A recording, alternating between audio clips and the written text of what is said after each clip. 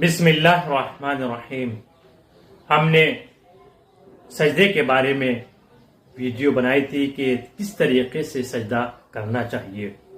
اس میں سوال کیا گیا کیا ہم ایسے سجدگاہ پر جس پر نقش بنا ہو، کسی ائمہ کا نام لکھا ہو یا کربلا کی تصویر بنی ہوئی، کیا ایسے سجدگاہ پر سجدہ کرنا جائز ہے؟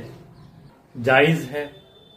خدا کا شکر ہے، بعض افراد جو مسلسل ویڈیو دیکھتے ہیں اور کمنٹ میں سوال بھی کرتے ہیں، ان میں سے ایک یہی سوال ہے جو آپ دیکھ رہے ہیں۔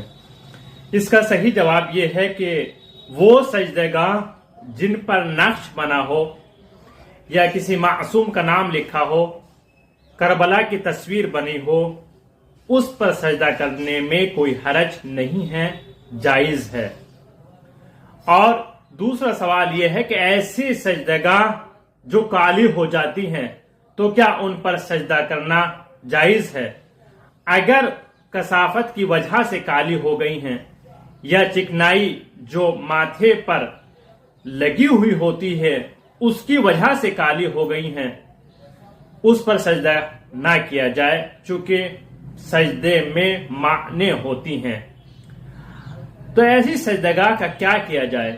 ایسی سجدگاہوں کو آپ گرم چیز پر رکھ سکتے ہیں تاکہ جو اس کا میل ہے، اس کی کثافت ہے، جو چکنائی ہے، ختم ہو جائیں گی، یا پھر ان سجدگاہوں کو توڑ کر آپ دوبارہ بنا سکتے ہیں، اس میں کوئی حرج نہیں ہے۔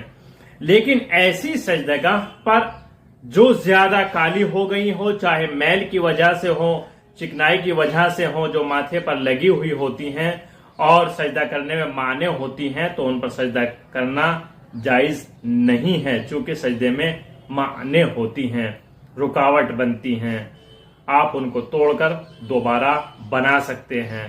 اور اسی طریقے سے وہ سجدگاہ جن پر نقش معصومین، کربلا کا نقش یا مختلف اسی طرح کے ڈیزائن بنے ہوں، ان پر بھی کوئی حرج نہیں ہے، آپ سجدہ کر سکتے ہیں۔ اس ویڈیو کو شیئر کریں اور سبسکرائب کرنا نہ بھولیں۔ اگر کوئی سوال ہو آپ کمنٹ میں کر سکتے ہیں۔